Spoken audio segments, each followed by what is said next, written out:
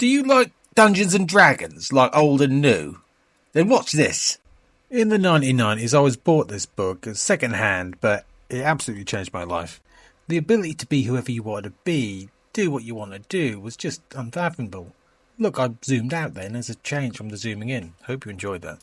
So anyway, off I went looking for more D&D products, getting them. I mean, this next thing I'm about to show you was just everywhere at car boot sales, yard sales, those type of things. You could find it everywhere. I must have had about 5 of these in my youth years. Anyway, I digress. The reason I love this game is because of just, as I said, being able to do what you want to do, be who you want to be, rolling dice, seeing what happened in the game, somebody making up a story for you, the dungeon master making up a whole different world of stories for you to enjoy, and then having the possibility that your character might die, something bad might happen to your character, or your character can level up and get better and better at the game and get better spells, better magic weapons, all of that. It was, for me as a youngster, absolutely mind-blowing compared to different sorts of games I had been playing up to that point, like the Fight and Fantasy series of books by Steve Jackson and Ian Livingstone. The reason I'm making this video is about change in Dungeons & Dragons. Now, if you think about it, we're on the 5th edition of Dungeons & Dragons at the moment. However, there's been more than 5 editions of Dungeons & Dragons. The first edition of Dungeons & Dragons came out in 1974. And this was the basic set, came out after a game called Chainmail, which it was based upon. So, Chainmail comes out as a miniature war game. The 1974 edition of Dungeons & Dragons comes out. Then, the normal basic edition of Dungeons & Dragons came out, which is the Holmes Basic Edition. Then, the Moldvay version of Dungeons & Dragons came out, which is the Basic and Expert Edition. And this was basically a clean-up of the rules that came before, because the rules in the 1974 original release were pretty jumbled.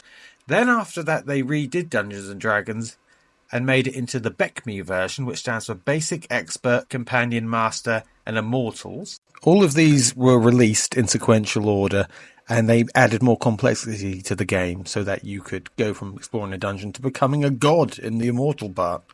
During this time period, Advanced Dungeons & Dragons, commonly known as the First Edition, came out.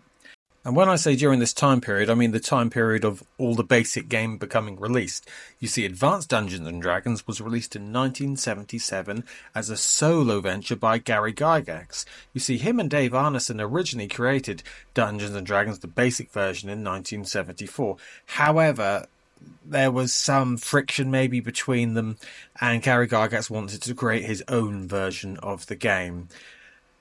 Also, bearing in mind that Gygax also created Advanced Dungeons & Dragons as a way to create more revenue for himself also. He did want to add more complexity to the game, as he said when he originally created it, but also, by creating Advanced Dungeons & Dragons, it wasn't Dungeons & Dragons. Thus, Dave Arneson, who he created the game with originally, was not eligible for royalties from Advanced Dungeons & Dragons. This way, Gary Gygax could create a lot of revenue for himself without having to pay money to Dave Arneson, or the company didn't in general. Dave Arneson would still continue to get money and royalties from basic Dungeons & Dragons. So that was an arrangement which existed right up until Wizards of the Coast bought out TSR, which stands for Tactical Studies Rules, if you didn't know. And Tactical Studies Rules being the company that created Dungeons & Dragons, founded by Dave and Gary. Anyway, going back to the chronology of the release of Dungeons & Dragons, after Advanced Dungeons & Dragons came 2nd edition Advanced Dungeons & Dragons, which was a rework of pretty much the same rules. There are differences, weapon speeds and things like that, and lots of subtle differences, but they are pretty much a very similar, very, very similar game. Advanced Dungeons & Dragons 2nd edition is the edition that got me into the game. I then went backwards into basic D&D. And the reason I did that is because around about the same time that Advanced Dungeons & Dragons 2nd edition came out, also came out the Rules Cyclopedia, and they were re-releasing the basic edition rules. The Rules Cyclopedia was an amalgamation of all the BECMI rules. So that's the basic, expert, companion, master, and immortals rules all over again, but rejigged straight up into the Rules Cyclopedia. So at the time you had Advanced Dungeons & Dragons 2nd edition and the Rules Cyclopedia, which was all the BECMI book out at the same time in parallel with one another.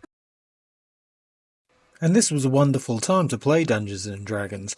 Classic scenario adventures like the Temple of Elemental Evil or Ravenloft, which would birth Strahd, were created during this time. And you could often play a game which was designed for Advanced Dungeons and Dragons with basic Dungeons and Dragons because they were so interchangeable and so easy to play with one another and just to integrate together. There really was minimal difference, though to a purist they might scoff at that. But to me, as a player, there is minimal difference between basic D&D and advanced D&D. Of course there is differences, but you can pretty much mix them together. And when I say that, what I mean is if you were to run an adventure scenario designed for basic D&D, you could run that in Advanced Dungeons and Dragons. Of course, there are differences in that race is a class in basic D&D, for example, and there are far more spells in Advanced Dungeons and Dragons, whereas in Advanced Dungeons and Dragons, of course, you could have an elf fighter as opposed to just a fighter or just an elf. There are more differences than this, so those are some of the main differences. But a module? With the minimalist of work, you could run one adventure designed for one system for the other one easily enough, as far as I'm concerned. And I'm sticking to that story. Then in the year 2000, Wizards of the Coast released 3rd edition of Dungeons & Dragons to much fanfare, which created the Die 20 system, which is much more familiar and is based upon the game that we know and play today. In 2003, they released version 3.5 because it wasn't really prepared that well, shall we put it nicely, so they had to redo it. And I would say this is much of the difference as you could compare between 1st and 2nd edition. A cleaning up of the rules, you might say, better explanation, maybe a few touching up with strokes of the paintbrush, just to make it a little bit better.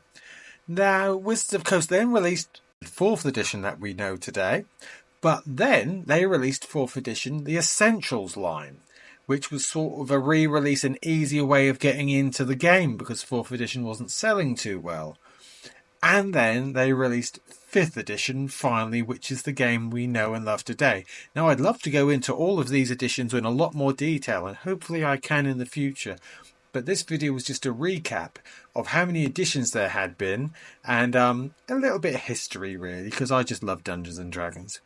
So how many editions of Dungeons & Dragons can we count today? Shall we go back and have a look? Well, of course, you can't count chainmail as that is where the rules were derived from. So let's start with the 1974 as number 1. We'll then go to the Holmes edition of number 2. The Mulvey version is number 3. The Beckme version is number 4. The AD&D is number 5, even though it was created before the Beckme version. But we're going from this list. 2nd edition is number 6. 3rd edition is number 7. 3.5 will be number 8. 4th edition will be number 9. 4th edition Essentials, which was a rejig of the rules again. Well, not rejig of the rules, but a rebranding of the product. We'll take it up to number 10. And then 5th edition, the edition that we play, know and love today, would be edition number 11. However, if we were to include the Rules Cyclopedia, which was an amalgamation of the Beckme rules, it would go up to number 12. I'm not sure we can count that because there was nothing changed. And if we do not include the Essentials, then you go back down again a number. So how many editions of Dungeons & Dragons are there? Or if we want to include Chainmail, there could be up to 13. Maybe there could be 10. I'll let you decide how many you think there are. But what I will say is there are far more editions of Dungeons & Dragons than 5. I hope you found this video interesting. I know it wasn't the best put together video, but it was a labour of love and interest to me, and I hope to do better videos in the future. Thank you for watching. Really do appreciate it.